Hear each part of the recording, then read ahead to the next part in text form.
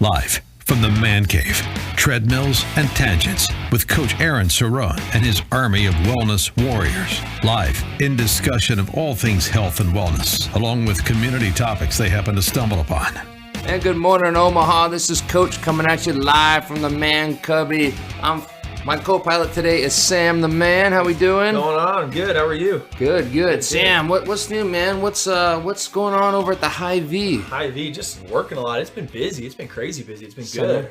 Sales are good right now. People are wanting to eat healthy. What's trending in the organic section right now, man? Keto's huge. Is it? Keto is flying right Hopefully due to our preaching of it. I'm hoping. I mean, I got like a whole section for keto supplements and stuff now. I mean, it's getting huge. What are people buying? I mean, are they... So like they got keto meals, kind of like ones that we sell at the gym. They got keto pills that are supposed to help with that. The exothermic ketones? Yeah, sure. You know, MCT oils are pretty big right now too.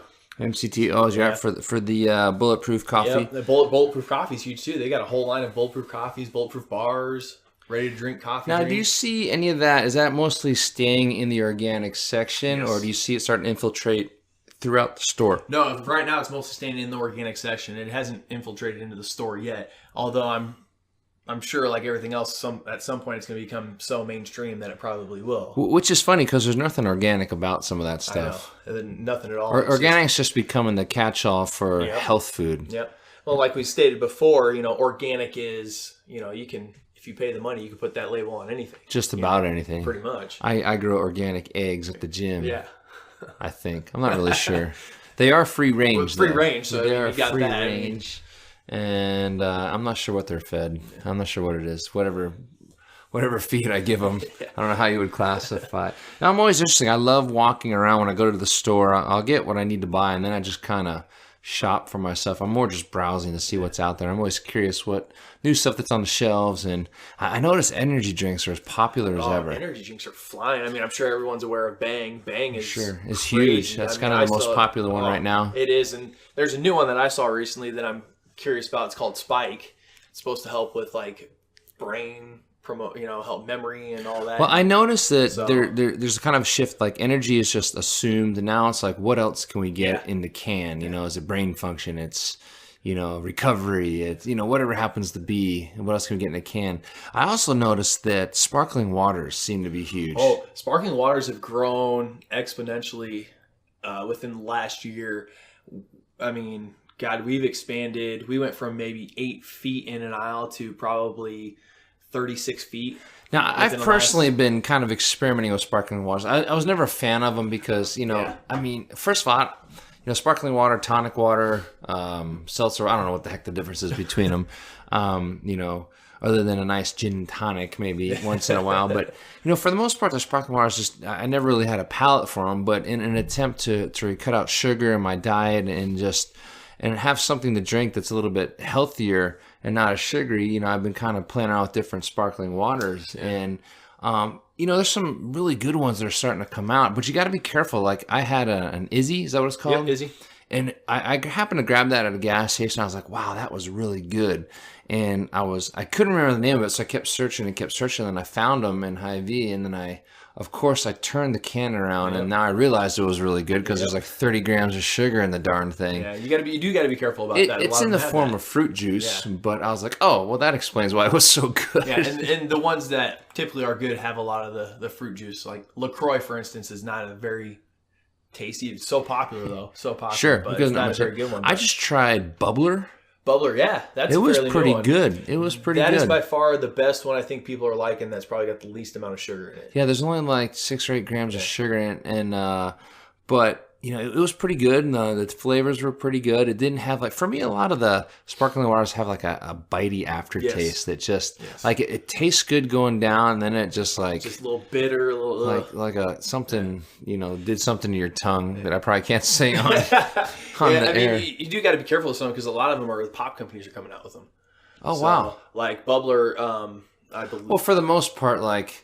The pop companies own everything. There's only like 2 companies that own everything. Yeah, you got Dr. Pepper, you got Pepsi and Coke, but I mean, you know, they're the ones that are coming out of the thing. Like Coke, Pepsi's got the bubbly now. The bubbly. The bubbly. Oh yeah, I've had that. That's good. Yeah, that's not bad. Good. And that's competed with LaCroix. So that's And not, Dasani has a sparkling water out too. It's everyone's pretty got good. it. Yeah. Everyone, it's everywhere. It's so huge right now. It's interesting, ridiculous. and it's interesting. I mean, I think it's good. Just having low sugar options are good just across the board, and anything that can take the place of just pop. Although I'm sure pop still just sells like crazy. It does. It is still a draw in the stores. I mean, that's why you see in the ads all the time. I can't believe how many people come in for. Well, pop any sales. time like clockwork when football season starts, I know that big display of Coke and Pepsi or Mountain Dew is going to be up front. Like 4th of July, it looks like the Great Wall gets built. It is because they'll run those ads, but man, I can't believe how many people come in for that stuff anymore. I just it's can't. on a decline. Don't get me wrong, but it's still a big draw. I think it's like it's where smoking was maybe 20 years ago. Yeah. Right. So, everybody knew smoking was bad, but not enough people bought into it. And now we had an entire generation that had grown up being told smoking is bad for you. Now you just don't see it as much. Like it's not Not at all. It's illegal now to smoke. I mean, I remember when it wasn't illegal to smoke in public. I remember we could smoke on I remember airlines. that too. It wasn't, and honestly, it wasn't that long ago. Yeah, and so I think it'll take something as drastic. Like we know some states are trying to ban sugary drinks as choices on menus. You can't ban it outright because you can't tell people what they can. I guess you could ultimately, but it gets a little scary when you get told what you can eat and what you cannot eat. But I think if they start putting regulations like they did on big tobacco, like you can't advertise anymore. I think that will start to change public opinion towards more of the sparkling water. I would agree with that, and that would be, I mean, detrimental to those companies if they Oh, couldn't advertise jeez. them. That'd be. I mean, imagine the sponsorships that they'd have to get out of if they couldn't advertise more. It wouldn't be. It'd be on sports. They probably couldn't advertise. I remember auto racing. I'm a big race fan, and all the tobacco companies were big time sponsors, and the beer companies were big time sponsors. And then when a lot of those laws came out that they couldn't advertise like that, they just disappeared.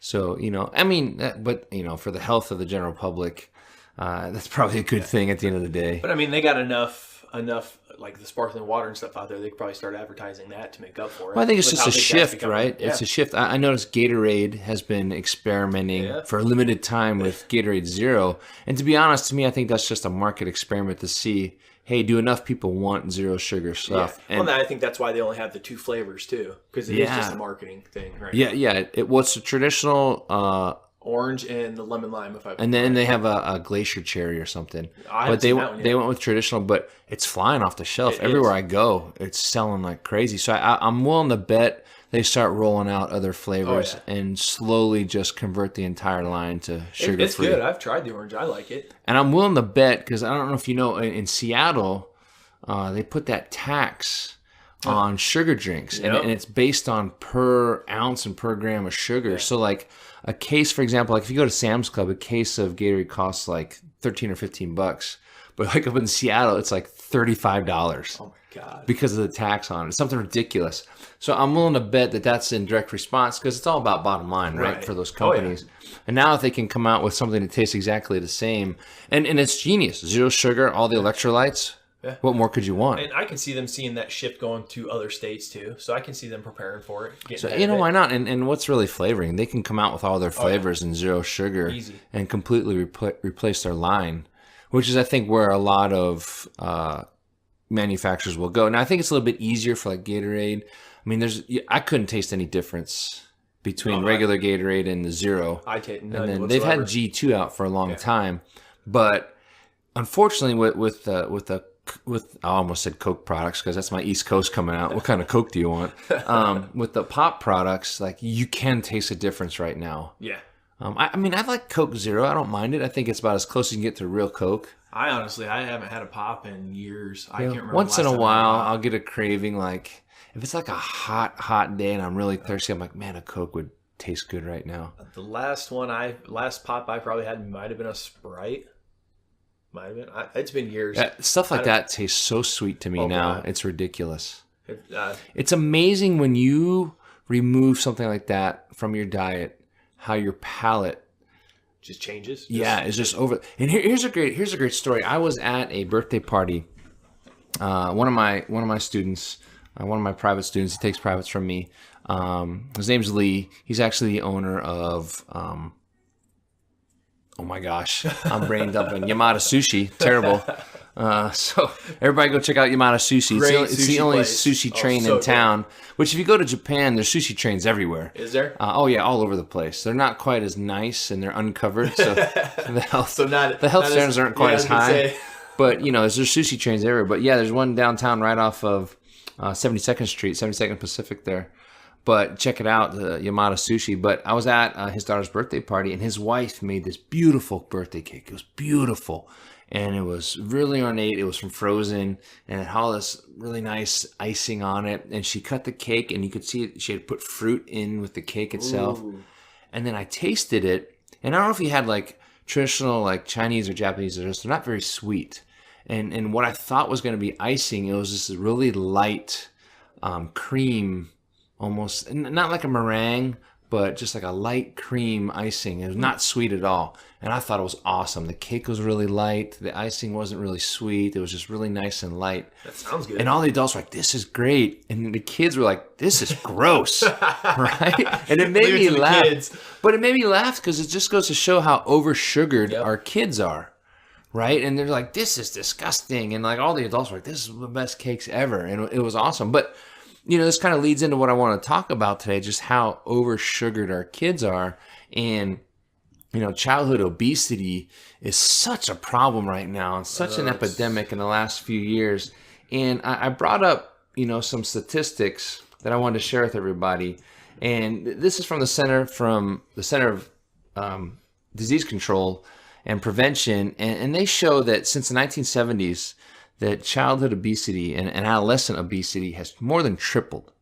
And from 2015 to 2016, a study shows that nearly 1 in 5 school-aged children are obese. Oof. I mean, that's 1 in huge. 5. One that's in ridiculous. 5. Okay, and that's based on body mass index, which isn't a hugely accurate indicator, but at that age, it's a pretty good indicator at that age. We understand it's just a height to weight ratio, but people who have a lot of lean body mass, it tends to not categorize it very well. But that's not really the case with kids. Yeah. And the problem is that it's not just that obesity, it's what everything that obesity leads to. And, with type 2 diabetes, joint problems, sleep apnea, just their own self-image, and a host of other diseases and metabolic diseases come into play, to include heart disease later on down the road, starting in childhood obesity. They also show, they break it out per state. Which states have the kids that are the fattest, and they showed that like Arkansas, like 21% of the kids are obese. 21%. Yeah, that was the highest. Tennessee came in at 20.5, Kentucky 20.2, West Virginia 19.5, Texas 18.6, South Carolina. So a lot of the southern states where there's a lot of fried foods, go figure, tend to be obese. Nebraska, 14.6%. I mean, that's not 21%, now, but it's not great. Frighteningly, with males are higher than females, and we're talking adolescents and children here. The World Health Organization take it a step further and say it's actually a global epidemic. That there's estimated 41 million children that are overweight under the age of 5. Wow.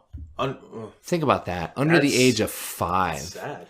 And, of course, that begs the question of, okay, well, what else does that cause? You got cardiovascular diseases and then insulin resistance, and then it stunts their growth in a lot of cases. It leads to some. It also goes to like mental too. Sure. Like, stuff like that. I mean, who gets picked on all the time? The fat kid always gets picked on. So, it does more than just physical. Yeah. The World Health Organization says if the trend continues, it's estimated that overweight and obese infants and young children will hit nearly 70 million by 2025. Wow. That's insane. And that's just around the corner. Yeah. It is. 2025 is not that far away. 7 years away. Right now, it's estimated there's 41 million. In 2016, they're overweight. It's going to hit 70 million in the next I would say it's 7 global. years. And it's preventable. Even the World Health Organization says this is preventable. Yeah. And a lot of this is due to food choices and, high calorie foods, high sugar foods that are just rampant in our diets right now. Yeah.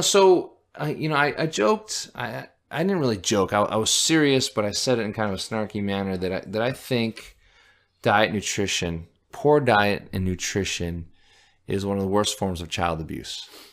And, I kind of said that off the cuff, but in doing some research, there's actually been a lot of push that it should be considered a form of neglect and child abuse straight there's up. hundreds of articles out there about it. Oh, hundreds. And the more we dug into it, it was like, holy smokes. So let's continue with the stats for a second. So along with obesity, generally diabetes comes with it. And type 2 being the one, which we understand you're generally born with type 1. Type 2 is onset later on in life, and that's mostly due to poor diet.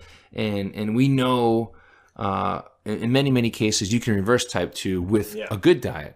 But check this out. So between 2002 and 2012, the rate of type 2 began outpacing type 1. Whoa. Right? Which means that we're eating worse and worse. Yeah. And now type 2 is outpacing, which is crazy. Like 3 times.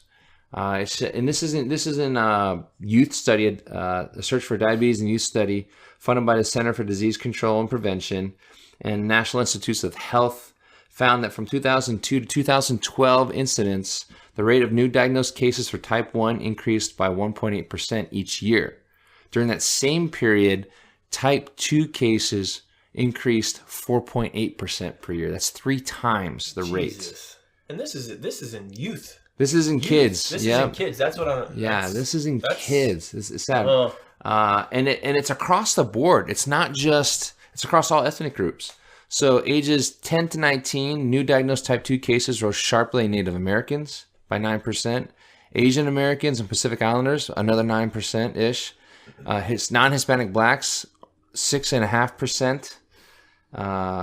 New diagnosed type 2 cases, 3.1% amongst Hispanics. And type 2 rose more sharply in females than in males. In this case, for type 2. And that's ages 10 to 19. Wow. So obviously these findings lead to many more questions as to what's causing this. We know diet is probably the main culprit, causing have insulin insensitivity and hyperinsulinemia. So it's crazy that it's out there. And the main culprit we know is being overweight.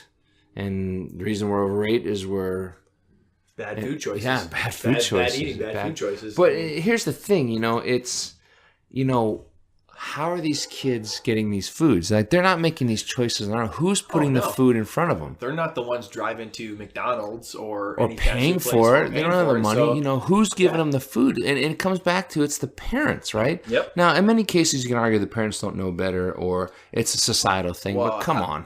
Nowadays, with the internet and all this talk about fitness and healthy eating, how could parents not know? There's just like in medicine, dogma is tough to switch, and a lot of people just want to live with their head in the ground and don't really care what they consider good. Being a parent, I'll admit there's some times where you just want them to eat anything. They're being so picky, you want them to eat everything. But to a point, right, where I've gone to my cupboards and I've played a game with my kids. I go, hey, let's go see how much sugar we have in a cupboard, and let's all put it in a box. And we cleared out a ton. Right. And my whole point in doing that with them was, look how much sugar is in there. And we read books about, Berenstein Bear books about eating too much junk food and stuff like that. But at the end of the day, if you're taking your kids to McDonald's every day just because it's convenient. Right. And I think that's what a lot of it is. Come it's the on. Convenience. Sure. That, we gotta go to the baseball game, we got a football game. McDonald's is right there. We'll just grab something. But come on, every day eating that's not good, or just giving them soda instead of water or sparkling water. And so we know the number one form of child abuse is neglect, and neglect comes in by a landslide. Oh yeah. By a landslide, even when it comes to physical abuse, sexual abuse, emotional abuse, like neglect is by and large, number one form of neglect. Now, how do we find neglect? That's the question. How do you define it? Well, the National Welfare Information Gateway and the Children's Bureau, they show that neglect is defined due to the CAPTA. CAPTA. Wow, I butchered that. CAPTA. I'm trying to say the acronym CAPTA. Anyway, which is the law that was passed to define what child abuse is and neglect is, and it defines neglect as frequently defined as a failure of a parent or other person who's responsible for the child to provide needed food, clothing, shelter, medical care, or supervision to the degree that the child's health, safety, and well-being are threatened with harm. Okay, that's a pretty broad brush. Yeah. But it's pretty specific too. Provided the needed food. Okay, it says right there, the needed food to the degree the child's health, safety, and well-being are threatened. Okay, So well, if you're improperly feeding them, yeah, so there's There two you go. ways you can improperly feed a child.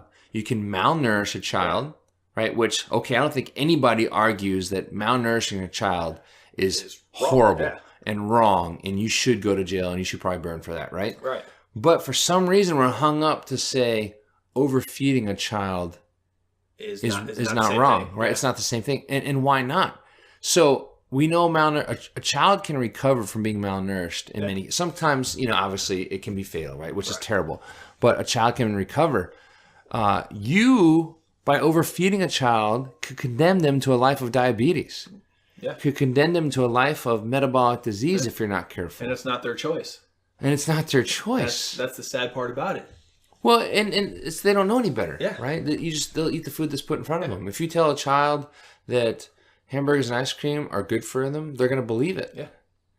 And I'm a firm believer. I'm a firm believer that whatever you put in front of the child and they become accustomed to eating and they're not exposed to other stuff, they won't know any better. Yeah, they won't know any better. And they If won't all try. they eat is fresh meat, fresh lean meats, even fatty meats, right? If you want to put them on a keto diet, give them fatty meats, whole real foods, dark leafy green vegetables, yogurts, and you never give them sugary foods, sugary drinks, ice creams. They don't know the difference. Yeah. It's what they're getting is good food, and they like it, and they're going to keep eating it. They build their palate up to recognize that food, and that's what they're going to like. And it's only when you expose them to the junk is when the palate goes, ooh. And And the then, brain goes, Yeah, ooh. he goes, ooh. Well, it's because sugar's an addictive substance. Yeah, it has the So, same I mean, effect on the brain as it's- cocaine, right? yeah, And it's so, like, I mean, okay. How is that not neglect on a child? Sugar is an addiction. Well, Just- you're exposing a child to a drug Yeah, I mean, simple as that. at the end of So the day. what would be the difference of, you giving your kid a drug? What's the difference between that and sugar?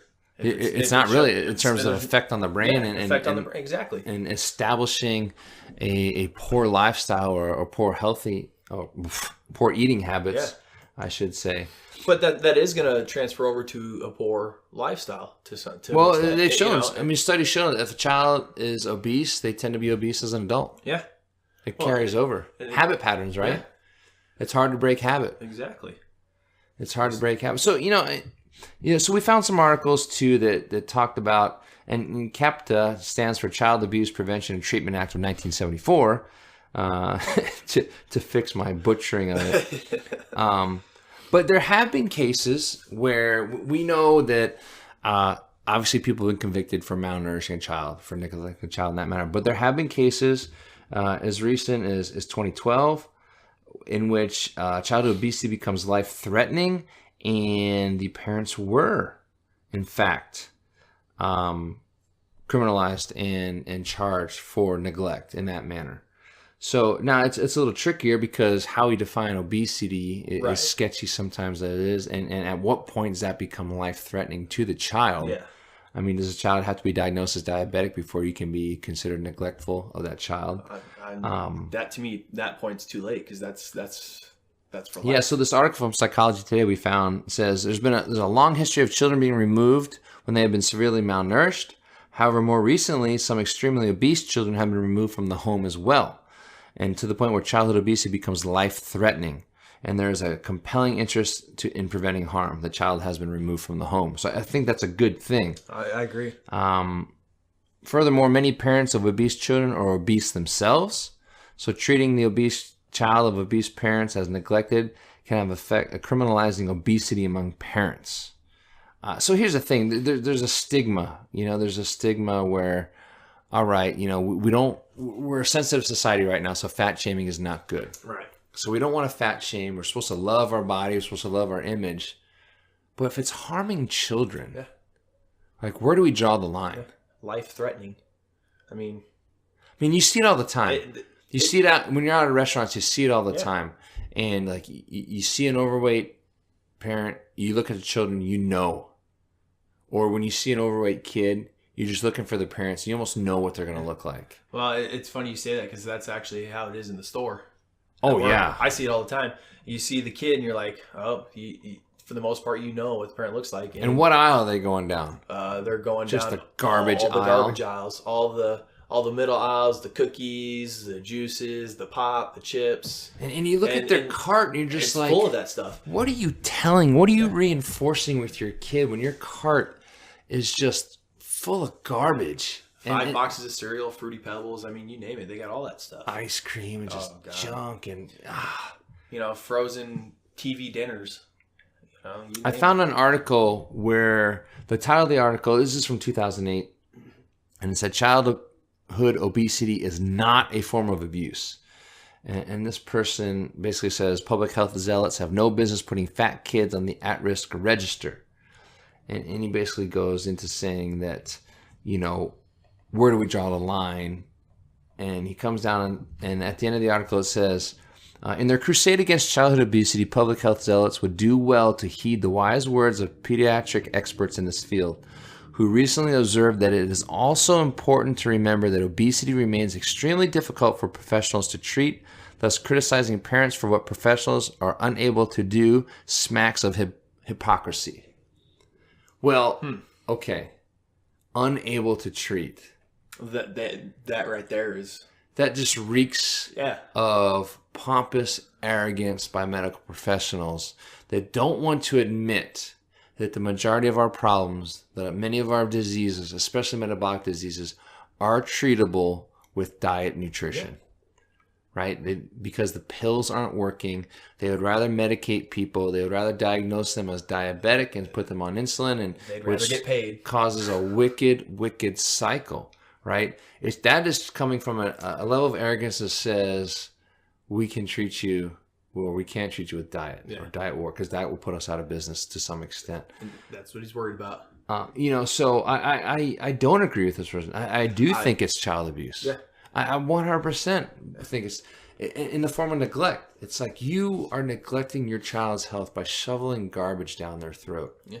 And you're condemning them to a life of not just physical poor health, but mental poor health. Mental, I mean, just it's God, the name, you name it. I mean, asthma, diabetes, epilepsy, the mental conditions they could have just from going to school with the other kids. Now, you pulled up an article as well from a few years back in a study, and it kind of takes the same approach where, hey, it is a form of neglect, but we need to be careful on how we categorize it, because now we're condemning parents who are merely trying to maybe they don't realize that they're feeding their kids poorly. Right. They're doing the best they can. And I get it. There's a lot of argument for, hey, you know what? The unhealthy foods are cheaper. Right. Which, you can buy a truckload of ramen for, I think, $10. True story. And you can fill the bellies of a lot of people with that. And you can fill the belly of your kid for a long time. And bread is cheap. Yeah. Right. So, and these companies by design have made these high calorie, high sugar foods very cheap.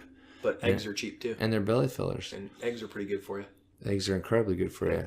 And, yes, the good foods may be a little more expensive. And the grocery stores have picked up on that, and people are willing to pay more for better food. But, define better food. Yeah. It's like you can make good choices. Like hamburger, right, is better food than a box of cereal. 100%. And I'm talking like, not even the quote-unquote good hamburger, the 80-20, the 70-30. The little chubs that you can get. Yeah, the 70-30, which is not that expensive. Chicken. I'd rather see people just feed their kid hamburger all day long than Pop-Tarts and cookies. And chicken's cheap enough too. Yeah, the price of food is coming down. Like, there are a lot of people who will condemn the food industry due to the mass production of animal food, meats. But at the same time, we're able to feed a lot of people a lot of meat. Yeah. And we can be very healthy in a hurry as well. There's a lot of foods out there that we think are healthy. We talked about this in our last episode, that, we can shovel a lot of quote unquote fresh fruits and vegetables into our body, but is it bioavailable to us? especially fruit, or we're just putting a bunch of sugar in our body and not being careful. Whereas we know what meat does to us. We know that meat's good for us. So, I don't really buy it that eating healthier is that much more expensive. I would agree with you. I don't either. Just working in a grocery store too, I know for a fact it's not. I mean, a lot of the meat prices are getting driven down, like you said, and I mean, there's a lot of stuff out there. And you know what? You can eat healthy at a fast food restaurant. Yeah, I don't even buy that. There's more options now. I mean, all you got to do is ask for no bun on You gotta some be, of that stuff. I've gone to Hardee's. I'll be the first to admit I've gone to Hardee's, and I said, give me a bacon, a chicken deluxe, and do it in a lettuce wrap. Yeah. Okay. A lot of places are offering that now. There's options. easy. There's lots of options. So it's not like, you don't have to get the pop. You can get I get iced tea, no sugar, Or just a cup for water. unsweetened iced tea. You don't have to get the fries. Yeah, you don't have to get the fries. They even have half that healthy stuff. options, of, Yeah. other than fries. So it's doable, but it's just a matter you gotta want to do it. Yep. You Take know? the time to do a little research and take the time to want to do it. So I guess what I would say to parents out there is, by no means am I telling people how to parent. I don't want to do that at all. But at the end of the day, it's like, okay, what do you put in front of your kid? Like, I get it. Some days you're in a rush. I understand convenience as much as anybody. I get it. And some days I'll break down and my son will want, can we just get some chicken McNuggets? I'm like, okay, let's just do it. But by no means is that a regular occurrence at all. You got to teach them that that's a earned thing. They can't have it all the time. And as much, and my kids are not overweight. They're not obese by any stretch of the imagination. But even then, they don't eat as healthy as I would like them to. Right. But at least you teach and promote it with them. Well, I I you try get them to understand it. I try to lead by example. I Yeah. try to eat as healthy as I can. And I'm not saying I deny myself. I'll eat some pie. I'll eat some ice cream. But it's not every day. Yeah.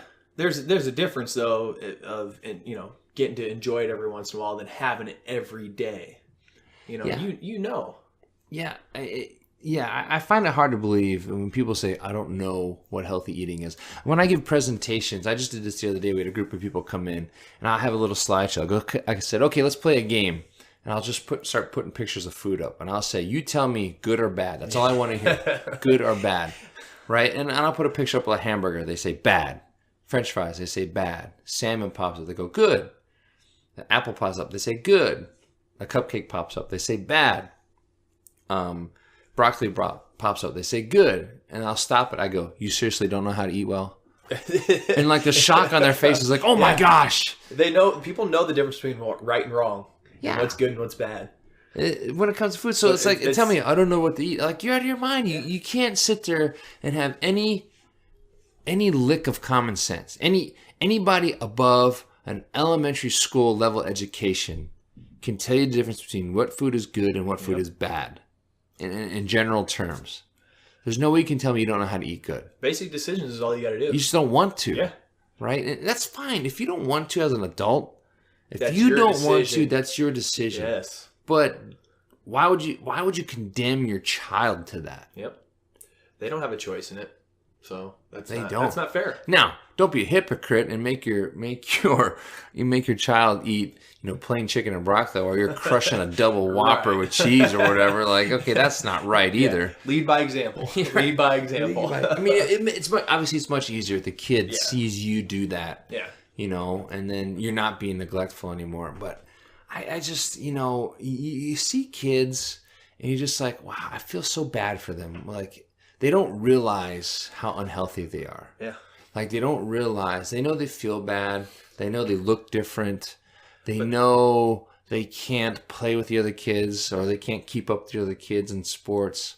Like, they know those things. Like, they know the effect. They don't know why. And the sad thing is they think that's everyday life.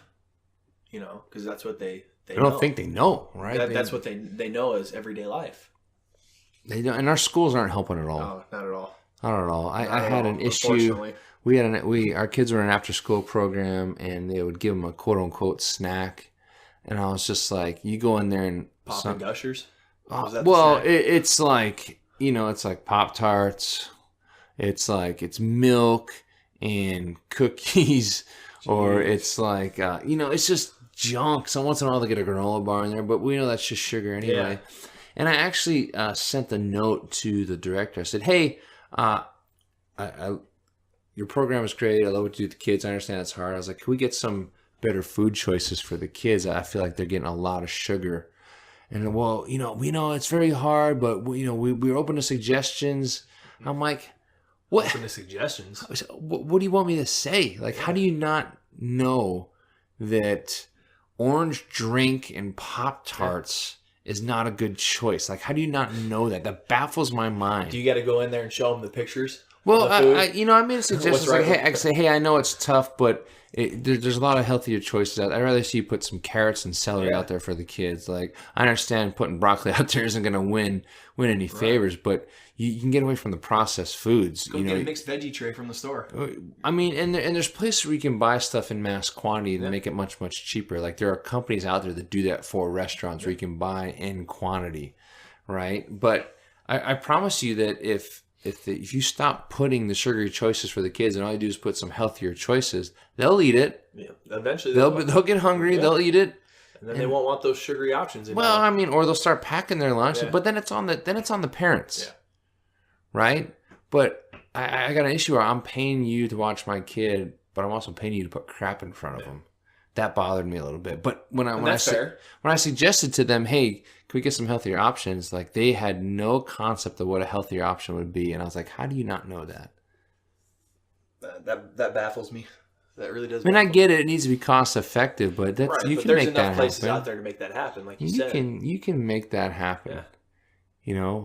Even if you just put little packs of nuts out there, little packs of peanuts, I would rather see than Pop-Tarts.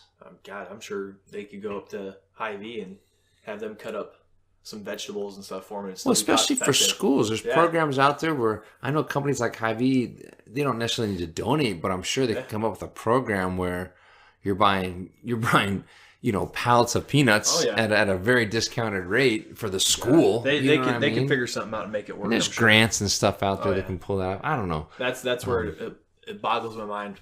Where they said what's a healthier option? Well, and true, and you understand too that the push to clean up food in schools took a wrong turn when they started just looking at calorie restriction rather than quality of food. Yeah. For crying out loud, they consider pizza as a vegetable because of the tomato sauce on it. French fries are considered a vegetable, which technically they are. I get it, but it's like, so now kids can roll out with a tray with a carton of milk, 2 corn dogs, and French fries, and that's considered a balanced meal. Because it falls underneath the calorie count. It's like, what did you just give that kid? Yeah. And we wonder why obesity is following them all the way through high school. It's like, well, all right, duh. Yeah, they got to look at it differently, definitely. And the vending machines have garbage in them, and it's just, I don't know. But it's a learned trait. Like, they don't know. They've been told from day one, corn dogs are okay. Yep. Corn dogs okay. Pop's okay to drink all day, every day. God, I remember in high school we had pop machines everywhere in the school. Oh yeah, we did. I don't remember in our cafeteria we did, for sure. We had them in the hallways, up and down them. No kidding. Yeah, I mean, we could in between classes we could stop at the pop. But when you're in high school, energy drinks were loud and proud. They weren't around when I was in school. They're not like they are now, but we had Jolt. Jolt was the big thing. Every time you drank one, people threw up. Yeah. Loaded with sugar and like 10 times the caffeine of anything else. Jolt. I remember this clear as day when I started in karate when I was in 6th grade, and working my way up through the belts. You kind of just as which happens in most traditional karate schools and taekwondo schools, something like that. Usually when people start together, if they stay in it, they will tend to promote together, right? So there's always, like, especially with kids, you just kind of work your way up through the ranks together. And it was me and these handful of other kids that just worked our way up through the ranks. And I remember the one kid, we were testing. We were like red belt. Like our belt system went like from red belt to like a dark blue belt and a black belt. So we were kind of getting up there, right? It was like we were getting ready to be big time, right? We're like in junior high, and so he had a big test coming up, and he said, I need some energy. So he drank a Jolt before this test, and it was a pretty tough test, and you had to get in a circle. We had multiple attacks. People ran at you with shields, and I'll do these exercises. And right in the middle of it, You could see he was making that vomit motion. He put his hand over his mouth. And our sensei at the time just motioned for him to go, and he ran into the bathroom and just let loose right in the middle of the test. I've never had energy drink do that before. Oh, no. That's funny. I will say this. I did one time before a fight, I did actually take an energy drink just before I sat down with the doctors. Probably one of the biggest mistakes I should have So ever done. you just came off a whole month with no energy drinks. I did. Now, do you crave them, or do you not even want them anymore? I had one just to see if I even wanted it anymore, and I've had just that one, and that was it. Now, So- how did the caffeine affect? Did it have like a renewed effect on you?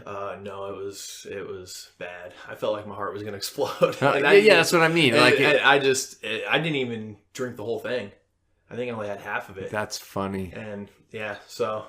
I don't So know. you think you're gonna stay off of it? Do you Yeah, think? I think I'm definitely pushing for it. Yeah. You know what's So- amazing is a lot of people will, and I'm not saying you should drink energy drinks. Or you should or you shouldn't. It's up to you. You know, but a lot of them now are sugar free, so people will rationalize that they're not. Yeah. I wouldn't say they're good for you, but they're just not bad for you Yeah. at this point. And a lot of them have tons of vitamins in them, tons of supplements that are good for you. Supplements, I mean. Yeah. But then you look at, okay, what else is in it? Yeah. And then you start to break it down. You go, well, maybe this ain't the best delivery system. Then you got to wonder how much caffeine's in them now, because some of them are Oh getting, my 300, gosh. 400 milligrams of caffeine. Yeah, big time. And Which an average cup of coffee is, what, 70 to 90? yeah. So, you're getting 300-400 milligrams of caffeine. You're talking like, what is that, 4, 5, 6 cups of coffee easy. now. You're And going, some people are "Holy-" drinking multiple a day. Some people like you. Well, I used to. Once I used upon a to. time. Once upon a time. But I see people come in and buy cases of that Bang, and that's 300 milligrams a can. Yeah. And they come in probably every 2-3 days and buy That's a case. that's almost 4 cups of coffee per Yeah. can right there. So That's well, I mean, it's it's their worse. choice. Sure. I mean, they're adults. I mean, So- caffeine's very addictive. I know people Yeah. get bad headaches when you try to get off of it. I drink Yeah, coffee I now. know. I haven't had any energy drinks for quite a while. Once in a while, I'll sip on one. But I've turned to coffee a little bit. I'll have a couple cups of coffee in the morning, mostly through the Bulletproof. But I'm not sure that I replaced the amount of caffeine. Yeah. I think it was a positive choice. I gotta look at trying to get into the Covfefe. I think I need to start finding some way of that. I've gotten down where I'll drink one, but now my coffee mug, or what do you want to call it, my tumbler, holds 4 cups. So 16 ounces, right? So it holds 16 ounces. So whatever you consider a cup of coffee, it holds 16 ounces of Covfefe in a Bulletproof. So, and I've been putting the keto meal. We have the supplement keto meal that we put in, which is basically just powdered butter and powdered egg. That's delicious, though. So I do that instead of cutting up butter and putting in the MCT oil. It's just faster for me, and it tastes good. But that's all I have, really. I might maybe have a cup or 2 after that, depending on what I'm doing that day. But after that, See, I don't know. Maybe if I tried something like that, maybe it would taste a little better to me. I don't know. All I've ever tried is like straight black. I tried to get my neighbor to try it, and she said she almost vomited. Oh, I remember that. I remember you. Yeah, you gave her some that one. Yeah. Okay. So I gotta get back and ask and see how she made it to make sure, because you gotta blend. If you don't blend it, it can get chunky on you, Yeah. which is kind of gross. That's a texture thing that I Yeah. get it. Like when you got like chunks of stuff floating in your coffee, That'd be me. I can see how that doesn't want to go down, right? I have big texture issues when it comes to food. I do. That's like I can't eat hummus.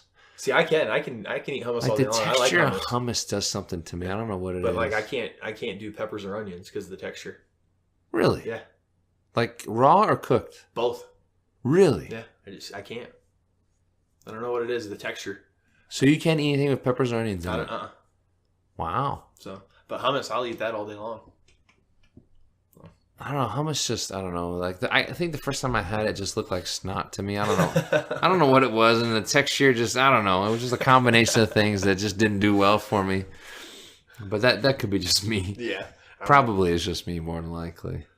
But I don't know. I kind of blame my mom on my food issues of when I was younger, trying to force me to eat stuff like that. When well, didn't like it. I grew up in a household where, it was traditional American diet. You just ate whatever's put in front of you. And then, of course, my parents split up when I was young. I was in 3rd grade.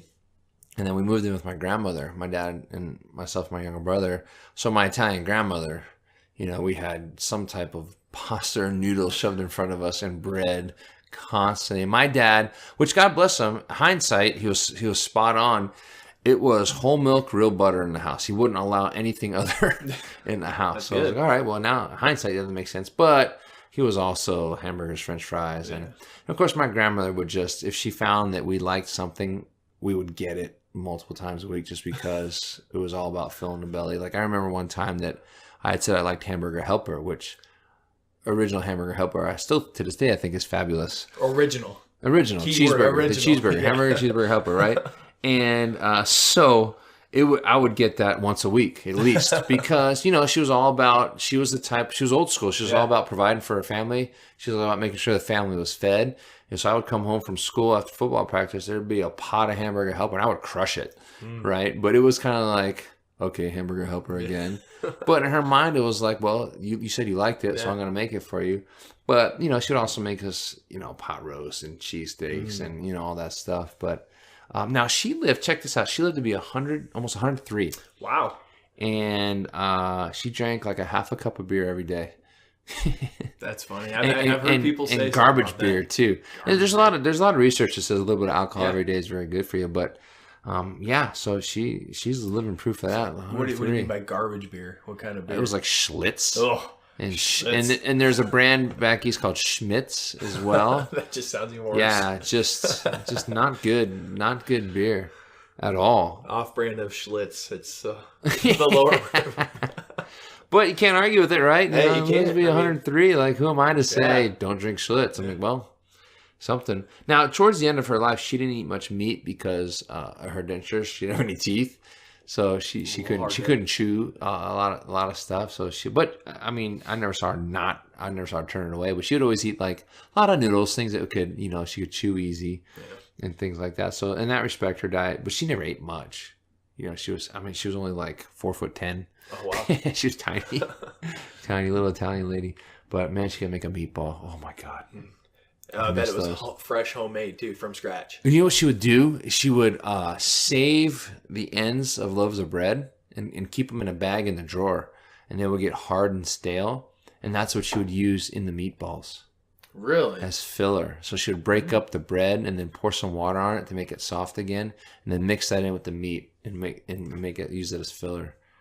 Her meatballs were awesome. Stale bread. Old school Italian trick. That's the way. Stale bread on the ends. No one wants to eat the ends anyway. No. Right? So she would always you'd pull out the bread drawer. We always had a bread drawer. There would always be a bag of ends, of bread ends in there, right? That's funny. That she'd be collecting for when she would make meatballs. It's hilarious. Hey, at least she had a way to repurpose them. Well, yeah. So, I mean, yeah, no doubt. That's awesome. And to this day, I don't know if anybody likes to eat the ends. No. No, on fresh bread, like fresh bread, bakery bread. Oh, like if I go straight to the Rotella's factory and get it. The end is awesome. Oh, yeah. Like I love Hy-Vee. Some of the Hy-Vees have awesome bakeries. Not all of them though. I don't know why that is.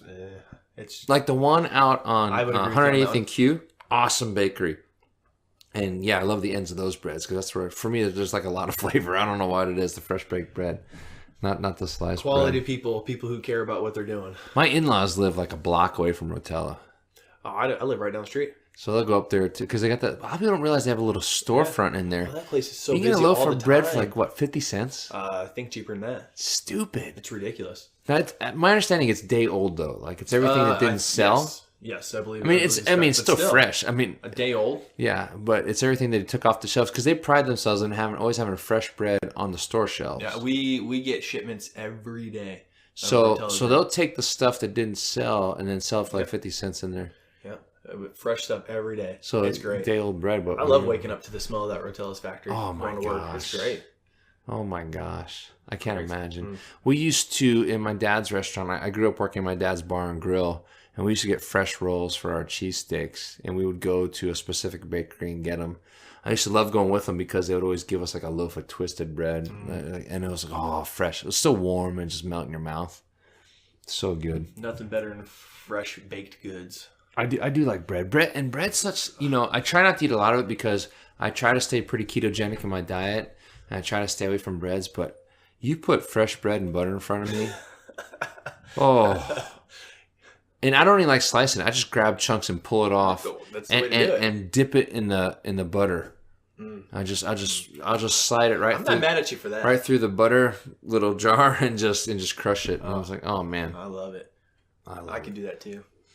good deal. All right, guys, that's about all the time we have today. I hope you enjoyed the show. You parents out there, again, we're not trying to tell you how to parent. We're just trying to help you, set your kids on the right path, put some good food in front of them, and don't set them up for failure later on in life. But you're listening to Treadmills and Tangents right here on The Answer, 94.5 FM, 1420 AM. Check us out on Facebook. Check out our website. We're always posting good stuff and good articles, and our latest shows are always out there. So we'll see you next weekend.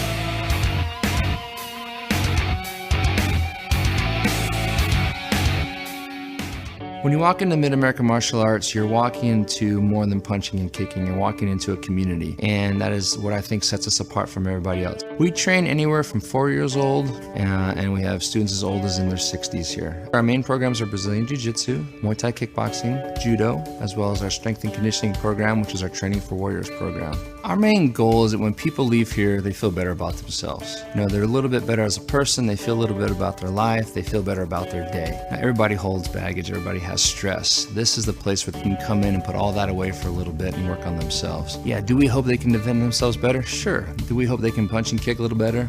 Absolutely. None of that matters if they don't feel good about themselves. And that's the main key. If they can walk out of here feeling good about themselves, feeling good about their life, then we've won that day. Mid-America Martial Arts, located at 14951 Chandler Road in Millard. Give them a call at 402-813-1721 or visit midamericamartialarts.com.